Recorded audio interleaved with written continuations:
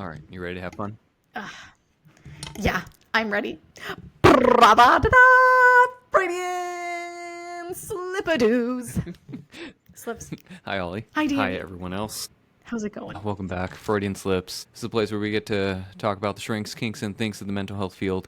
And today we are going to be revisiting terrible, great relationship advice. We loved how sassy Danny got in this last segment, so we're bringing it back. We've got, is there five Yeah, more? five more. Five Yeah, more. we couldn't stop. I wanted just to do a one-off, and then they just kept on coming. And it's like, I hate these ones too. We should probably talk. Also, I know we just recorded the episode about the dad, like just us lunchtime chit chat about fatherhood. Just throwing it out there, maybe add to our ongoing list.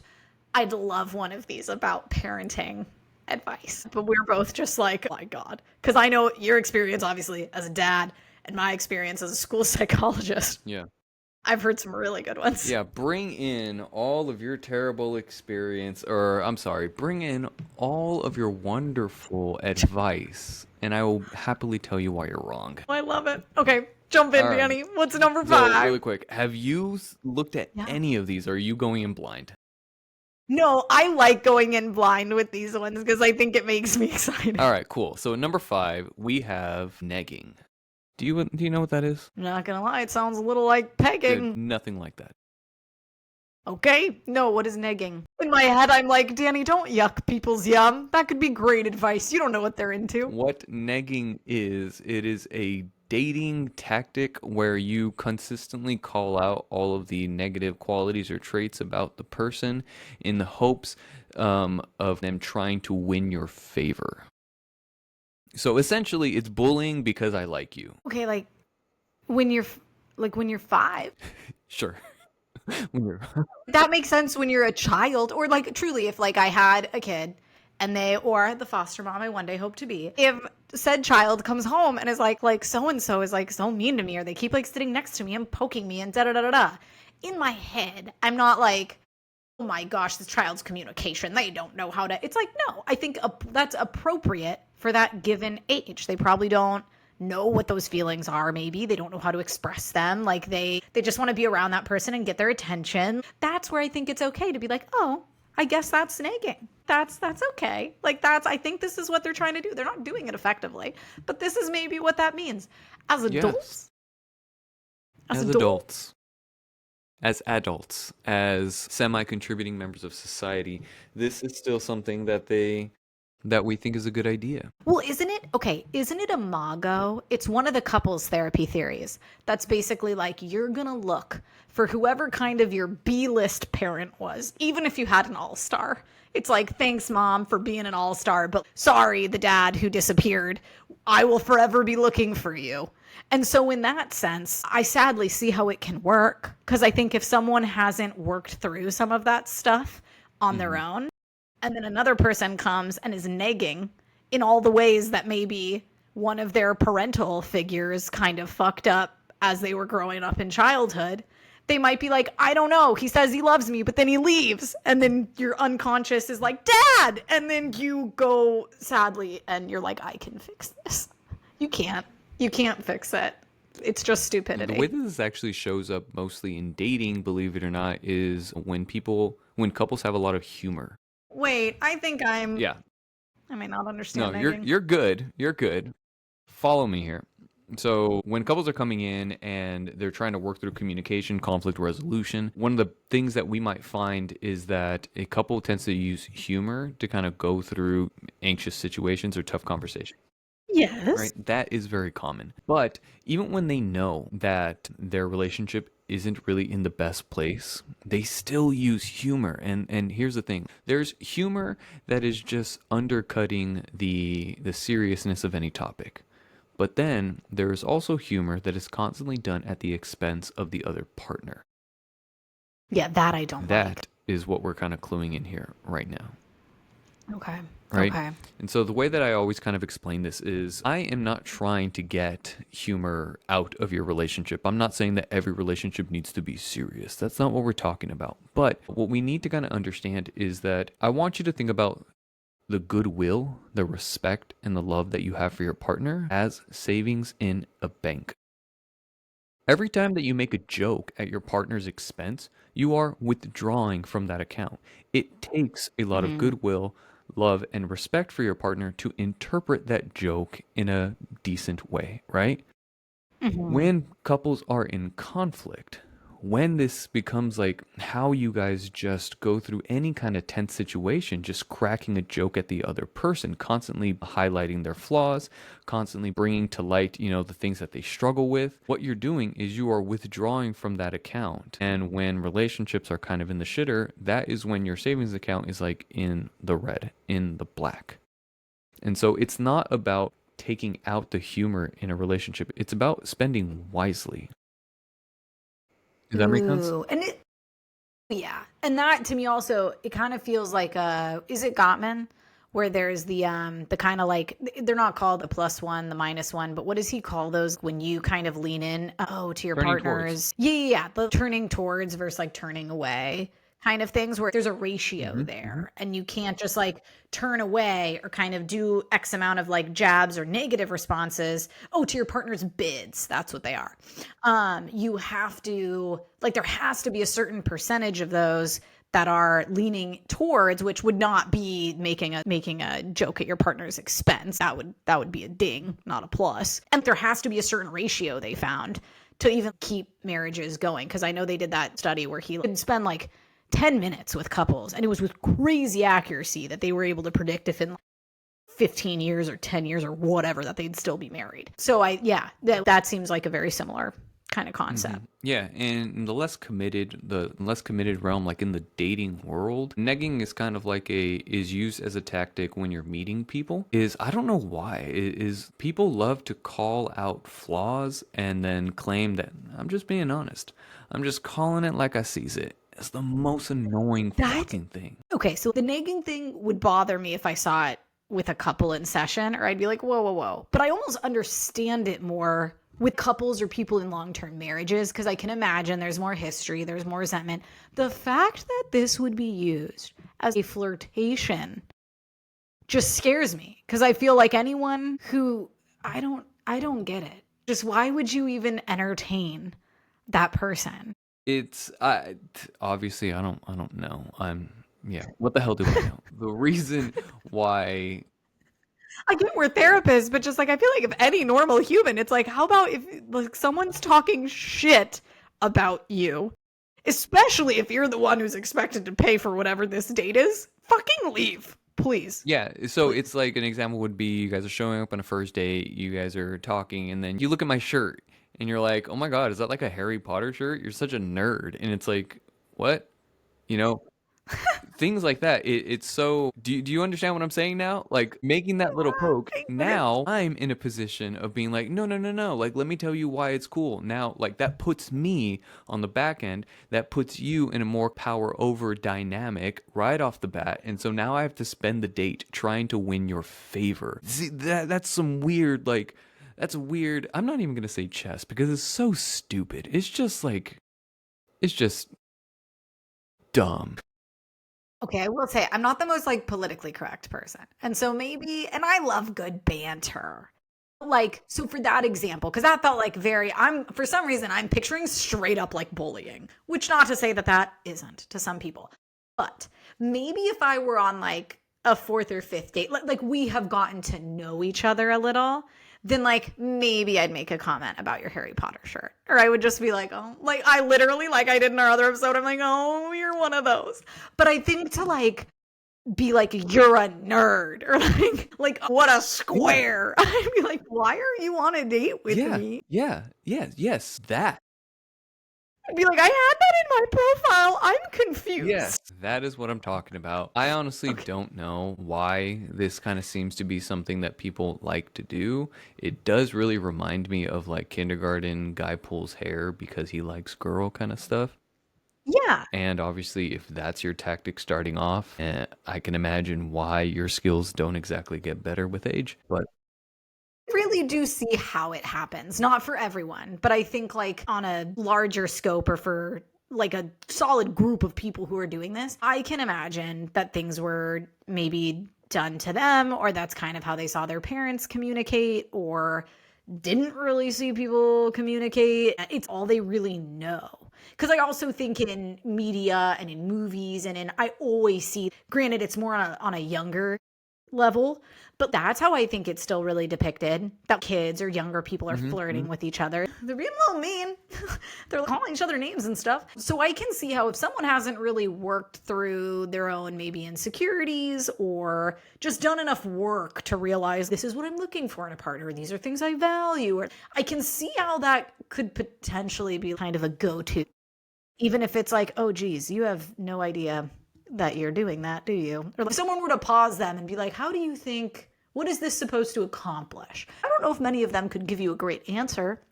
And I think that's a part of why I'm not surprised. I actually like that you're bringing that up because what the kind of comeback or the reason behind that tends to be, like the comments that I would get when I'm kind of pointing that out.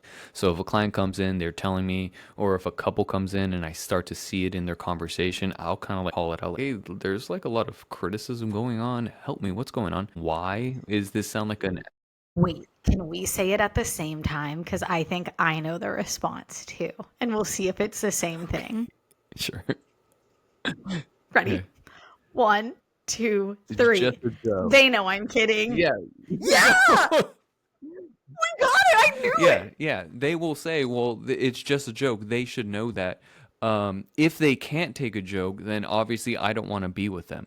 And that is such a weird thing that, number one, it pushes aside, it deflects the responsibility. It deflects it deflects any kind of like... I'm such a loss for words right now because of how like Danny, you're so much better. If I were in that like scenario, like if I'm in said therapy and this partner that I supposedly have is like, oh my God, it's a joke. Like if she can't take a joke, I don't want to be with her. I'd be like, oh, we're talking about jokes? Like, let me tell you about his dick. I'd be like, you want to go there? What an asshole. Oh my God. Yeah, no, I don't know how I don't think I've heard anything that blatant in therapy, thankfully. But yeah, as a general concept, I mean, it never makes sense, or I think in terms of even when kids do it, it's like, okay, they don't have all the data and knowledge. That's why they're probably doing it. But especially adults, I just think as someone with friends who are dating in their 30s, to any single 30, 40, 50, I don't care, any year-olds out there, please, if someone is not enough, walk away. We don't need to put up with this. Don't let them make fun of anything about you. Just please, we deserve better. Please. And for those of you who do it, they're not listening to this podcast. Don't act like they're here. 100%. They don't care. They're like, therapy? What the fuck? No, stupid. Yeah. I don't know. They're not listening to this, but negging someone is not a good way to test someone's sense of humor. Don't use that line. That's stupid. That's not what you're doing. And then also, people will say, well, they deflect and they say, well, these are actually things that do bother me. I'm not just making fun of them. I actually am trying to kind of get them to be aware of the things that bother me. It's like, own it. Yeah, then we can have an adult conversation. And like, we can talk about that. Like, great, that's the first step. What is it that bothers you? And also, the tactic is interesting there, because how would saying this to someone in like a pokey way, or like in a jab kind of a way, how on earth would that lead you toward what essentially it sounds like your goal is, which is to like bring up to them that this bothers you and like you'd like it to change. So we're going to tease them or kind of infuriate them by making a backhanded comment. I'd love to know when that works well. It's a power move. It is 100% a power move. It's about power dynamics. I know. Ew. So, like, what is last time we did this? We're trying to figure out what is the good advice that we can put into this. Fucking grow up. Down with negging, up with pegging. No. Sure. Okay. Definitely. Okay. That's one option. That is one thing. I would say grow up. Yeah. and grow up. That was good. Danny, for anyone listening, we normally record our podcast in like the middle of the day. It is 6:22 in the evening, and for some reason I'm high on Mountain Dew. Nice. So here we are. Okay, grow up. Yeah, grow up. Grow up, a-holes. Be nice to people. Danny's not a nerd. A little bit. No one can tell him that but me and his wife and his mom. We love Danny's mom. Shout out every episode. Okay, grow up. What's number 4? I'm having a great time. I hope you are So too. number four is you have to let him feel like a man in the relationship. You have to let him feel like the man. That is relationship advice. The best relationship advice is you have to let him feel like the man in the relationship. I'm so confused. Every part of me wants to be like, what does that even What mean? that means, What does feeling like the man mean? what that means is that there are certain tasks around the house that you just have to let him do. Even though you can do it yourself, you just got to let him do it, right? You don't want to emasculate him. There's a certain ways of talking that even though you're right, if he's, kind of adamant or being a little stubborn, hey, that's a man's realm. That is the man's kind of domain. You have to let him feel like the man in the relationship from time to time. I think if there are some people that I think to this day still have very traditional gender norms in their marriage and they agree on them. And I think that's great. And maybe that makes them happy. I don't know. I just struggle. I live in an area and in a place where most women are, just as probably men that are head of household, there's women head of household or trans, whoever head of household. And I don't know. I find that, these make me feel like I'm just a sassy bitch. Because if someone were to tell me that, I'd literally be like, okay, who's the breadwinner? Yeah. I'm sorry. Then okay, you want to be the man? Be the fucking man. I get a little spicy. I think I would rather approach that by kindly trying to ask, okay, maybe we should talk about what you consider those things to be or why that is so important to you. And where is that coming from? Why does that mean so much to you? That would be my trying to be contained version. But yeah, no, that's wild. That just sounds like from forever ago. Yeah, it's really kind of just throwing your hands up in the air and kind of buying into the stark differences between men and women.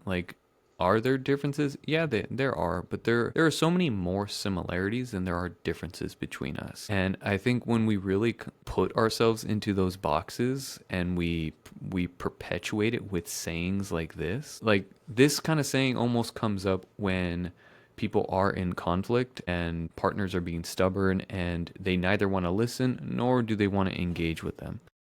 And so we've just kind of thrown our hands up in the air and saying, well, hey, this is what he thinks, and so you just gotta let him feel like he's the man. It feels like condescending in the background. This one also to me feels like what we talked about in the previous episode where was it? The don't go to bed angry.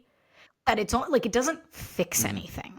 If it is coming about because someone's just throwing their hands in the air and it's just let him be a man sometimes. God, just give him that. That's just a way to justify shoving this under a rug or not talking about what's bothering us on either end, on either him wanting to be, looked at or the person wanting to be looked at as the man in the relationship or the frustration it's causing for the other partner.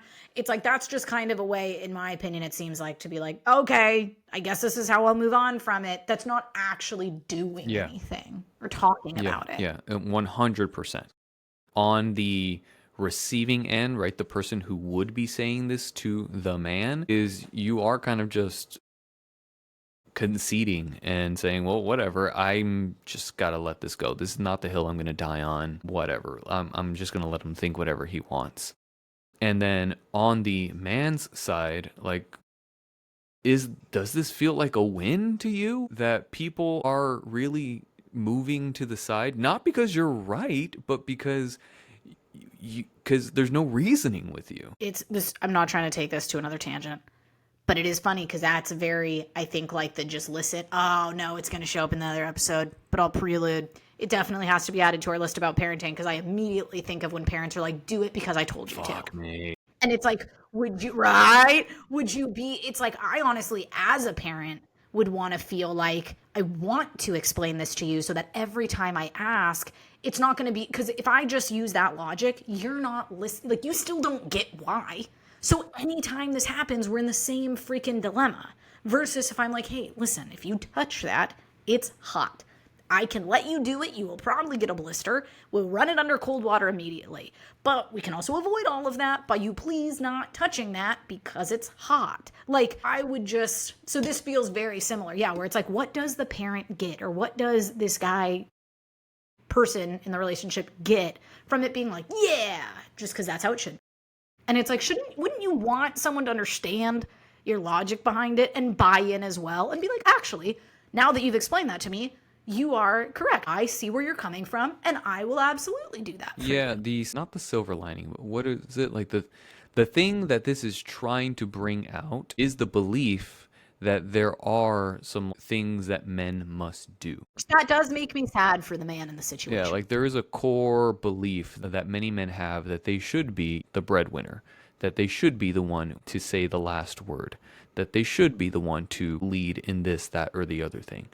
So even if they're wrong, even if they're not making as much, the relationship ends up trying to find ways where they're still on top, like the wife or the woman is making more, but the man is the one whose name is on the check. It's the woman's car, but the man drives, it's the man's card, but it's the woman's bank account kind of thing. And So true. this is just weird. This is just weird. And it is interesting because people can like do whatever they want. Like, right? Like that doesn't affect anyone if both partners agree to that. I think I'm more just fascinated by like, yeah, but like what's the point? Like why do we Mhm. have to? Is there a reason why this is so important to us or why like okay, it has to be this way? Like please, what is this doing for either party that this is that necessary? Ooh. But yeah. No, so this one what's a good reframe, Danny? This whole list right here, Real men peg. Just kidding, I'm done with the pegging. this whole Sorry. list is actually kind of like a B-side list. I don't have any good alternatives for, I think, any of them that come up here. I think these five really just kind of really do beg a much deeper conversation. Whereas the first five were just, I feel like, blatantly just misguided information. No, we can definitely do better than this. These ones are like, why? I want to know, These are understand like why. nuanced, they're cultural, it's like I get it. There's a lot of okay, for negging if it was grow up, negging's rude. I think this one's like either what does it really mean to be the man in the I love that. relationship or both, why can't we both Yeah. sometimes be the man in the Yeah. relationship? Cool. So let's go with that. What does it mean to be a man or the man or even a woman in a relationship? That's really what I always want to figure out. Cool. Number three. Yep. Number Number 3. three on today's list is a common phrase that you have probably heard a million times. It is happy wife, happy life. Happy spouse, happy Yeah. house. Yeah. That's my fave. That is kind of like the alternative one that is kind of best case scenario with this, but same frame, there's a lot of traps to a phrase like this. What do you think about when you hear this one? I guess it's same thing as like happy wife, happy life. Because maybe as a female, I think I hear that one more. And I like when people say it as a joke, I think it's totally funny. But at the end of the day, if one person, whether it's happy wife, happy life, or happy, what was it? Happy man, happy, I don't know. what was I've the just guy heard one? the happy house, happy spouse, happy house thing. But wait, what was the one that you read as number 3? Happy wife, happy life. Yeah. Oh, so that was the one you read. Sorry, I thought it was one for the husband. But no, so to me, it's the same thing as like, well, if one person's happy, how the hell is this a partnership? Or no, it's that might not be a happy house at all, actually, or a happy life. That sounds horrible. I wish I could say that I think otherwise. I am the wife. I would love for it to be a happy wife, happy life.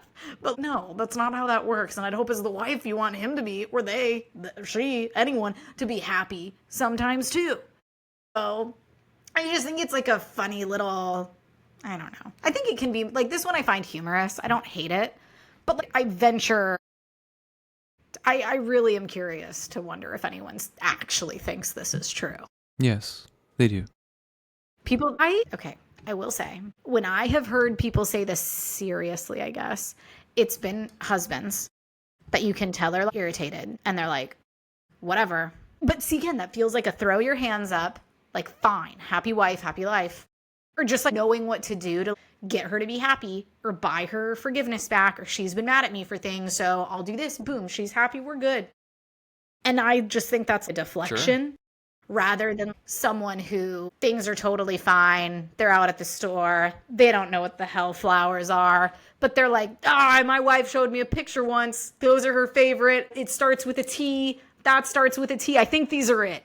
And then they bring them home and they're like, hey, I love you. And it's like, happy wife, happy life. Like, I wanted to do that because I love you. When you're happy, I'm happy. Simpatico. I love that. But when it's used, I think, to fix things or because there's tension, I think that's just deflecting from bigger problems that we should probably talk about. No, you'd be surprised, my dear. You would be very, very surprised. So this is by no means a diagnosis or anything that's official. This is a like a colloquial term, all right? Have you ever heard of nice guy syndrome? Oh, yeah. Duh. Yeah. So that is actually super, super common. What we're talking about is anxious boys or anxious men that for a variety of reasons don't have many internal resources in a relationship. They can be raised by strict parents or tough mothers. They can have low self-esteem. They can really kind of struggle with their own internal experiences. So they do look externally. They say, well, my job is if I can make my wife happy, not healthy, there's a difference. If I can make my wife happy and avoid conflict, then that is how I will have a long and fruitful marriage. That is how I will be in a good place. And so this is actually like words that a lot of people do live by. It is something that makes sense to them. They get triggered when their partners get upset. They get activated because of their own wounds. And so how they defend them. I do notice that husbands seem to try to avoid, this is obviously very generalized, husbands seem to try to avoid conflict much more than wives. Yeah. And part of it can be explained by this defense mechanism. Seeing you upset triggers a fear of abandonment in me. So I really am invested in making you happy because I believe that that is what's going to get us through this. It's not even wanting to address the wife's needs. It's about avoiding or escaping their negative expressions. Yes. Or just, like bandaging this, like, oh, like things have been so tense lately, or like, oh, like she just always is bugging me about this. And yeah, if I do X, Y, or Z, I know that will stop. Or maybe it's like preemptive. Like it'll smooth things over, or she'll be happy, so this other thing won't be a problem. And I do find it interesting how that can come in waves, or, we have friends. Like, I notice a lot of this. And it is interesting because in my head, it's like, but aren't you just going to have to do that again in like a few months? Or should we not at some point talk about it and be like, hey, you seem to get mad at me a lot about this thing. What's going on? And it's, I know there is research on it, but I want to read a lot more about it. But I am so fascinated by the extent that people will go, normally men, to avoid some of these, like what they consider to be like these like negative reactions or conflict or like whatever that might be. But the extent some people will go fascinates me. I'm like, would we not have rather just had one uncomfortable conversation? The answer is no. The answer is no. Some people are like, absolutely not. You want me to hang glide off that cliff? Fuck yeah. I'm actually really glad that you're going in that direction, because that is something that I would love to talk about in further detail. Hang gliding. No, avoiding conflict. We're not as in sync as we usually are today. Now I knew it. Okay. Yeah, avoiding conflict. It is, we should have a whole episode on that. Because I'd want to do like more actual like digging into certain things too, because I have so many things in my head about it, or like top of mind, or things I know and have researched about it. But I'd like to do a more comprehensive dive, because I am fascinated by the lengths people will go to avoid conflict. Awesome. So stay tuned. The alternative to this one is probably conflict management or conflict resolution. This speaks to a need to have effective communication because happy. Can I put happy spouse, happy house? Sure, I guess it's more inclusive, but I really don't like happy as the marker of success because I don't think that happy and healthy, Mediocre spouse, mediocre house. I don't think that happy and healthy are or should be synonymous. Healthy spouse, healthy Sure, house. let's go with that one. We're really struggling today. All right, these next two are actually going to be, I think, are pretty nuanced and interesting. So I know that these ones are probably going to sound the least harmful. So suspend the advocacy of the devil, please. What does that mean? Was that the thing? Was that number 4? No, it wasn't. We should not be filming this late because we're struggling on all fronts right now. Suspend the advocacy No of the devil's devil. Are advocate, you please. Shakespeare? No devil's advocate. Oh, got it. I didn't know it. You said that like Shakespeare. All right, number 4 or number 2. Number 2. It's late. All right, let's finish this up. Just be yourself. I know. I said this one would sound harmless. No. I get the nuances of why when you hear it, you're like, well, don't entirely be yourself. And I don't think that has to be a bad thing. It does not. It does not. Again, we are talking about 5 terrible pieces of advice, and when using them, you still are not in a happy relationship. If you have an amazing relationship, then, like I said last time, we're not talking about you. Yes, there are so many times that we use these things as jokes because we know that there's so much more to it, and we kind of understand the layers to be able to get away with a line like this. But without context, this piece of advice can actually be what's preventing you from seeing your contribution to bad relationships. And one of my supervisors that specifically worked with couples, Danny, I always really appreciated and felt very validated when she would say that, like, to me, this kind of falls in line with people who come in and it's like, yeah, cool. If that's you being yourself and you were single, you go for it. But based on the marriage that it sounds like you two have outlined, or 3 or 4, whoever, have outlined to me that you agreed to, in that agreement, you're not going to the club every night at midnight. You could be yourself. You could like dancing. You could like doing whatever that is. That's fine. But you are going against parts of an agreement that you made. And it's like you're now not tucking your kids in every night because you have to go do this thing and be yourself. And it's like, that's great. And if you were single, there's nothing innately wrong with that. But when you enter into something, whatever those terms are, which is different for every couple and for what people made, but normally marriage is some kind of agreement. And with any agreement, you have given up some of, and maybe this is the wrong way to say it, I kind of want to say you've given up some of your own personal rights. And I don't mean that in the sense that it's like you can't do X, Y, or Z, but you now have another person that you have made an agreement with that you probably need to talk with them about how that'll look and how that works for the two of you, as opposed to you just like going off on your own and being like, well, I can do what I want. Like, I'm just being myself. And it's like, yeah. And if this was the you that I saw when I was dating, maybe we wouldn't be married. Or it's not the you that you agreed to be when we agreed to have this union or this marriage together. And so I really liked seeing how firm she would be with people on these things, because it made it like validated to me, like, yeah, like it's not bad that you quote unquote can or can't do things, but it's like, no, it's like saying I should be able to sleep with whoever I want. But if you agreed to a monogamous marriage, you can't. Or you can, but depending on what your partner's okay with, that might lead to you not being in a marriage. And that's okay. But that's what happens when you're in an agreement and you break the agreement. Yeah. So you are hitting the topic. You are hitting the thing that we're actually trying to pull from this is that when people enter relationships, they're reluctant to look at parts of themselves as needing change. That you should just accept me the way that I am. And it's not about pathologizing any part of you. It's about understanding which parts are helpful in a relationship and which parts just bring more stress. And another way that this shows up, mostly in dating, is when people are kind of committed to their stance. And so they say, well, yeah, like this is just how I am. So like I am stern, I'm blunt, I say it how it is, or I'm introverted, I'm this, I'm that. They come up with so many things. And it's just like, if you don't like it, then I guess you're not the one for me. And on one respect, that makes sense. You shouldn't be changing who you are just to please someone. But when we do kind of cling on to this advice without insight, then maybe the you that you are today isn't ready for a relationship.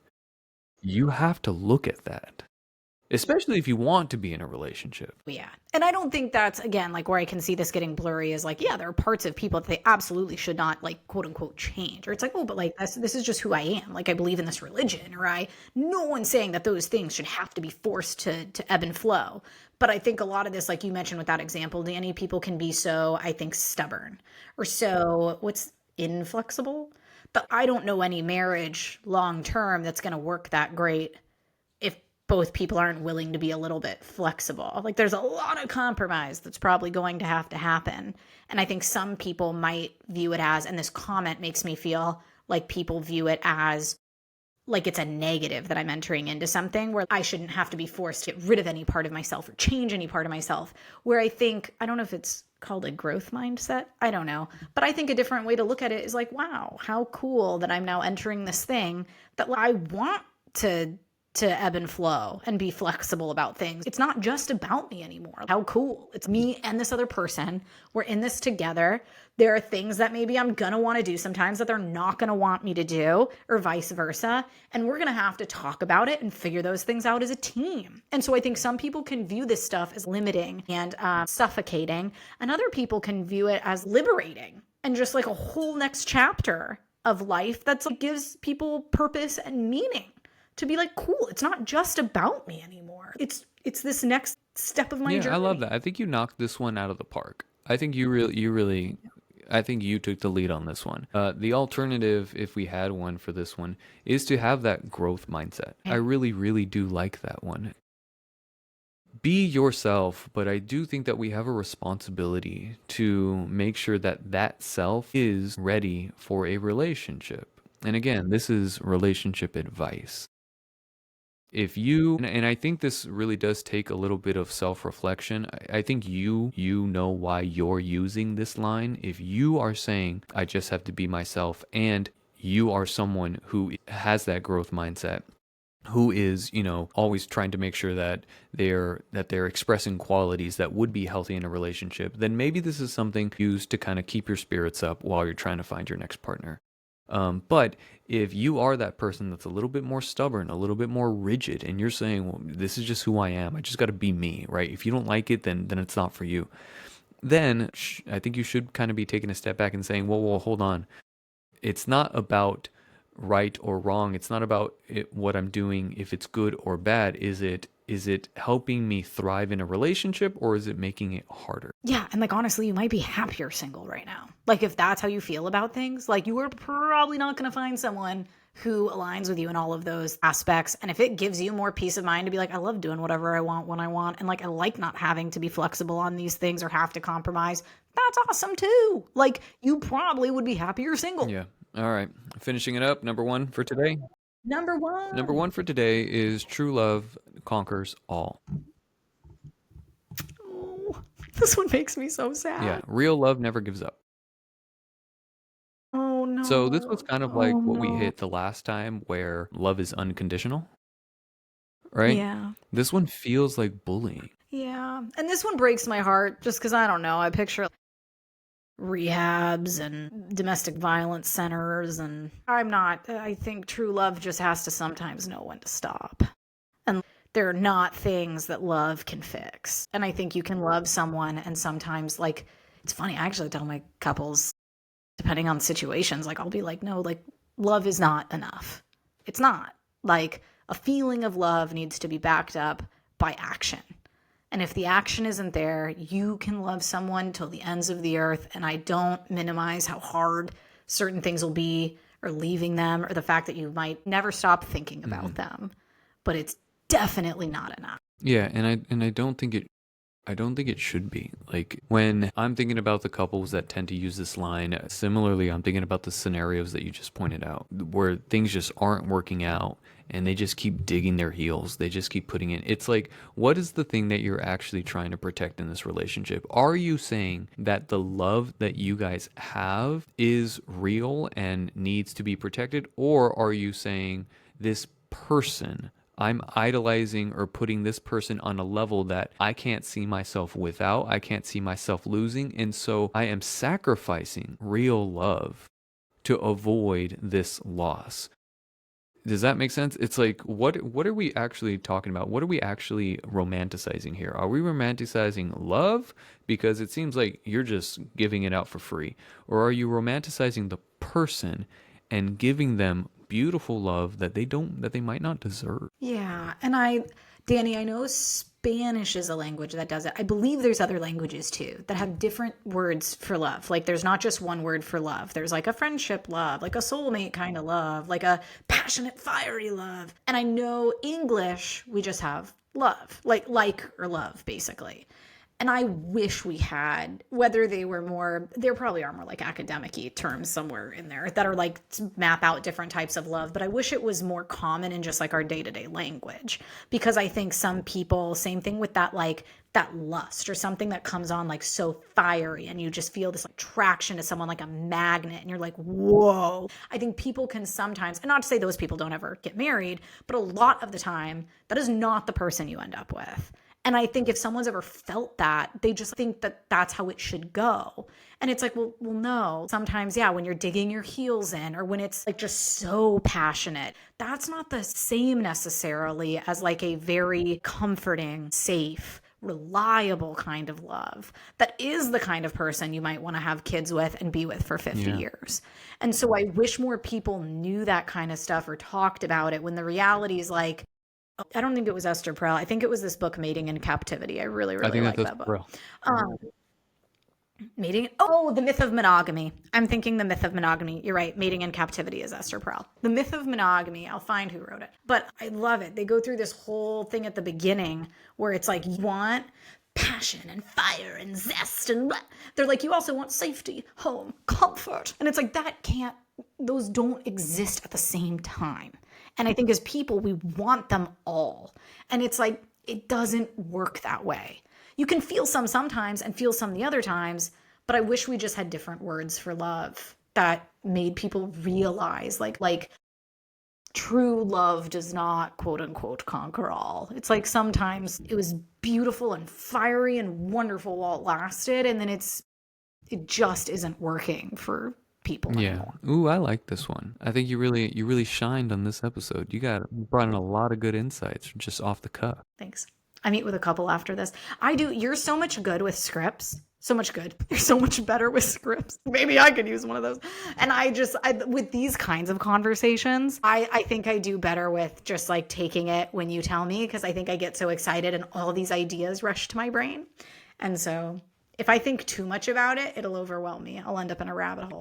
Okay, well, these are another 5 pieces of the worst, best dating relationship advice. Wait, so what's this one? What's this one's kind of, I know we said it's harder to kind of change these ones into a better version. I think you said it best. I think that these ones do warrant deeper conversations, and the conversation that I think you're bringing up here is exploring these different forms of affection, these different forms of love, to see what it is that we're actually fighting for, what it is that we're actually trying to kind of save in this relationship. And is it the one that we should be going for? Ooh, okay. Okay, wait. I can do a recap here. Okay. So, Danny, to wrap this thing up, we want people to grow up. Negging is rude, okay? Number 2, what does it mean to be the man in a relationship or the woman or any other role? Healthy spouse, healthy house. It's the best one we got to summarize that, but happy is not the same thing as healthy. Talk about it. There we go. That's a good one. Number 4, growth mindset. That's good to have in relationships. And number 5, explore what we're trying to save. And if this truly is just us not wanting to let go, or if it's really a love that should be existing right now. Love it. I think you did a great job. So Thanks, Danny. I think you yeah, did if too. you guys have any more amazing advice you would like us to kind of tear apart or examine, please send us your advice. I'd love to tell you why you're wrong. Let us know. We love episodes where Danny gets a little feisty, and it's not just me. So please keep them All right, coming. Ollie. See you next time. Bye, Danny. See you next week.